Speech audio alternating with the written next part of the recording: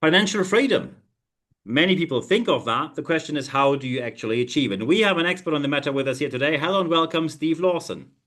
Thank you. Thanks for having me on the show. Appreciate it. Thank you very much for taking the time. Thank you very much. So you wrote the book about financial freedom, and of course, when it's about books, I mean, writing a book is a lot of effort, no question about that. The question is, the Wealth Highway, your roadmap to financial freedom. What was your core and main motivation to write the book?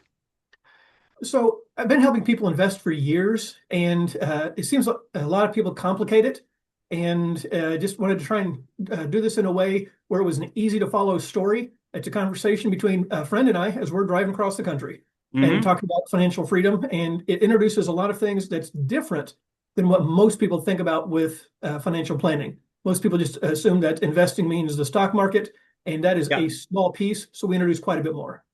Excellent. So it's not going to be one of these books where people say, "Oh, this is the interest and that is the regulation and this is this standard and that standard." It's going to be easier to read than that because many people fear that as soon as they open any books about financials, they say, "I started at page one, I gave up on page five."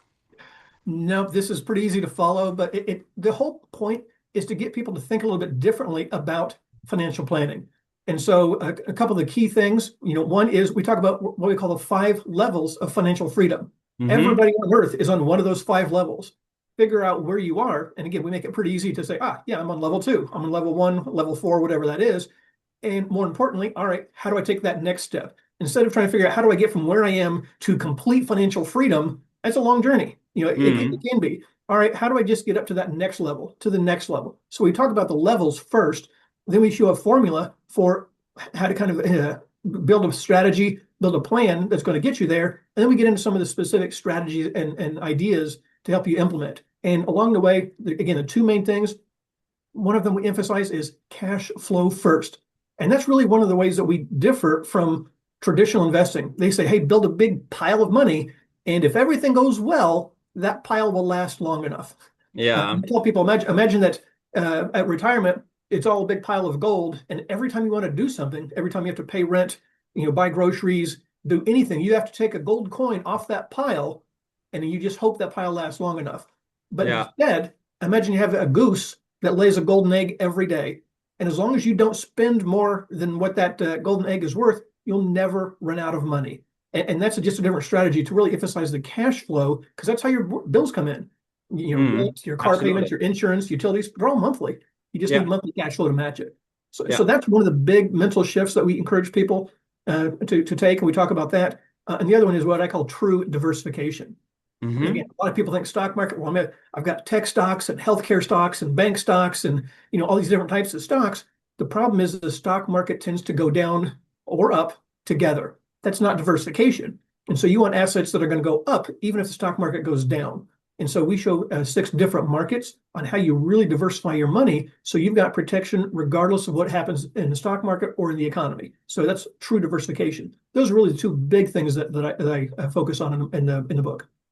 Excellent. So when you now say some people, so there are different stages people have. So this is not one of these get rich quick books then, right? So it's not about, oh, you have this magic online class and you're going to make a million overnight. It's serious about financials. What do you think when there are different stages, different levels, where do you think most people fail and why? Um, that's a good question. I will tell you, level one is people who spend more money than they make. The You'll credit card never, system we have in the US, there's always another credit card available to you, and it's going to solve your problem for the next couple of months. yeah. And so really the first thing is if you're in that's emergency, the ship is going down, you better take action quick. But that's where so many people are. They're on that level where they don't know how to budget. They don't know how to spend less than they make. And so we give a simple strategy of how to overcome that. Most people are probably in level two or three, where they've got some money, they've done some investing, some savings, and they're on what I call the traditional 40-year plan that you start working, and hopefully, if you're lucky, by age 65, you have enough money. Hmm. So that's where most people are, probably level two, maybe level three. And it's okay, that's nice, but how do we get you to those next levels? Mm, excellent. So often people say, well, passive income is often portrayed to people as like effortless. So it's just there and then you make money from it. In reality, how much work and discipline does it really take to build that kind of sustainable passive cash flow? So good question. One of the things here in the US, the word passive gets very confusing because the IRS refers to real estate as a passive investment. For tax purposes, it's passive. If you are your own property manager and you manage that property, that is not passive. You're dealing with Hmm. tenants, you're dealing with screening, you're dealing with payments, you're dealing with repairs, you're dealing with turnover. That's not passive. Now, you take that same investment and you hire a property manager who can do all that for you. Okay, now that becomes a lot more passive. Maybe a few Hmm. minutes a month. Hey, question here, make sure the payment came in from the property manager. That's pretty passive. And so yeah, even with in one specific example, you can have it passive or active, really, if you want to do it all yourself, which I really discourage people from doing. Hmm.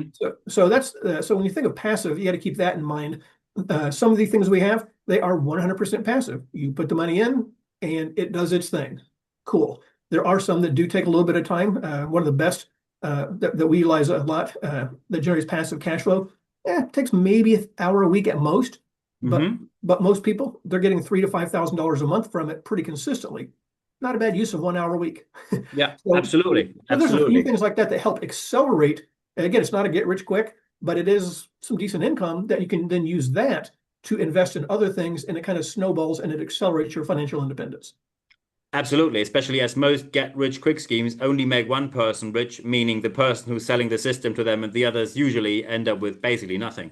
So when Right. now maybe there's a listener right now who thinks, I want to begin to build my wealth and get on this wealth highway. What are three practical steps that you would tell them to take within the next, let's say, 30 days?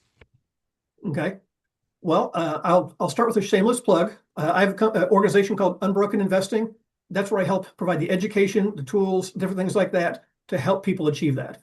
And so that's one simple explanation would be to start with that. But aside from that, what you have to look at is what is in your portfolio, and what. So in other words, where are you now, and where do you want to go? I mean, the destination is financial freedom, but some people aren't sure where they're starting from. Okay. And so one of the things that we do, we use a simple three-step process, just like planning a vacation. I mean, if you live in London and you want to go on vacation to Paris, okay, once you know where you're starting and where you're ending, okay, what are my options? Do I want to take a train, a plane, a Hmm. boat, Yeah. whatever.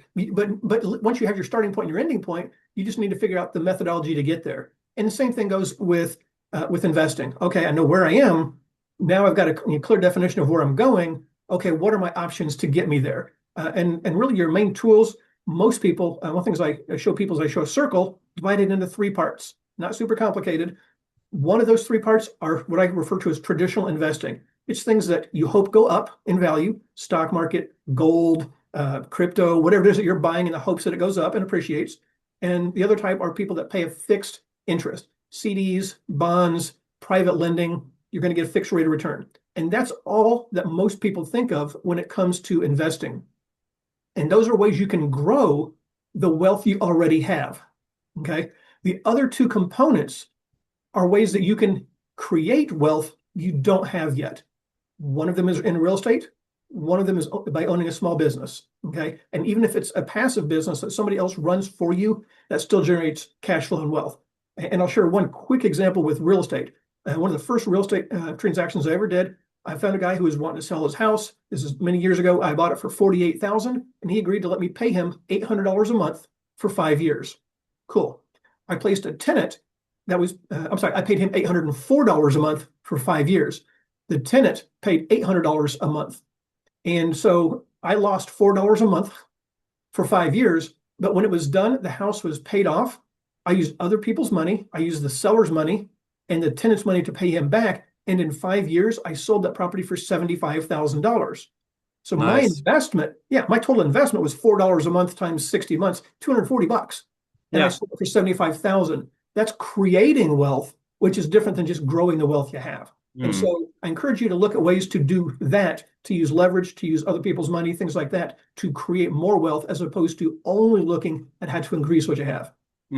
Excellent. When you now speak to people and they say, look, we have volatile markets, we have rising interest rates, and it all looks quite complicated. On top of that, suddenly the IRS turns up with a billion tax codes. And I just wonder, when I do anything wrong, suddenly I end up with a big tax bill, and probably I find out 5 years later I just did the wrong thing.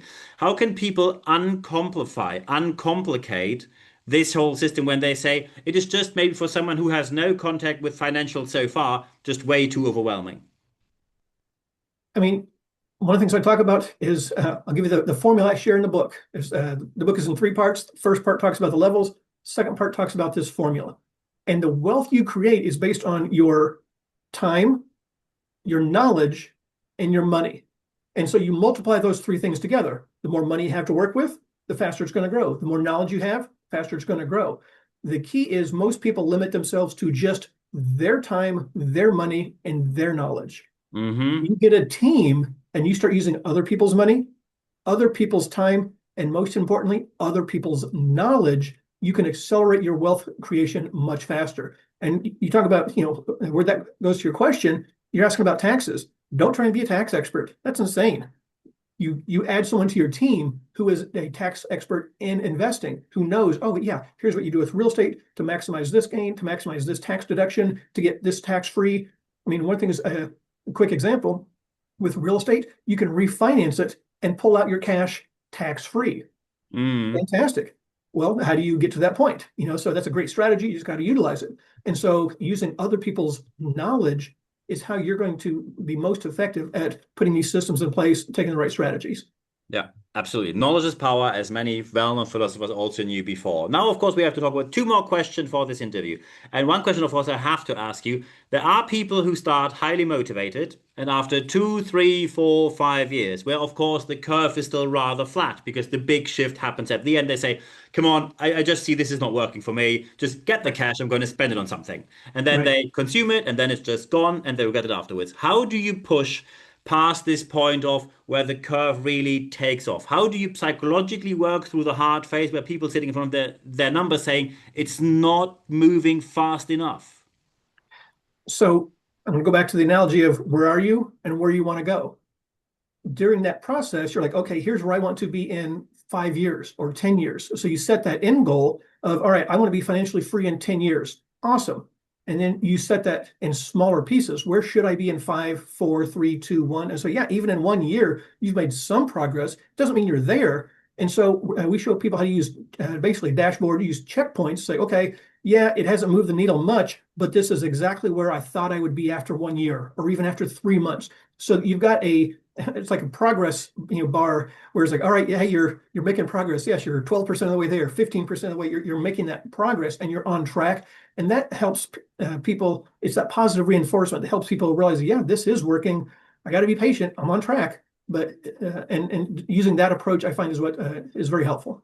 Absolutely. And of course, one question I have to ask at the end of the interview, when people now say, hey, I think not only the book is really helpful, but I think Steve could help me. How can people get in touch with you? Sure. I've got a website. The book is called Wealth Highway, and the website is thewealthhighway.com. So you can go on there. There's information about the book. There's information about the community that I have. You can reach out to me on there. But yeah, I encourage you to do that. Reach out to me. I enjoy talking about investing. That's all I do. That's all I've done for more than 30 years. And so I really enjoy that. And so I'd be happy to, if you want to reach out, join the community, get some of those resources, you'd be more than welcome. Perfect. I think these are perfect final words for the podcast. Financial freedom, and Steve can help you on the way to achieve it. So at the end of this podcast, there's only one thing left for me to say. Steve, thank you very much for your time. Awesome. Thanks, Niles. Appreciate your time.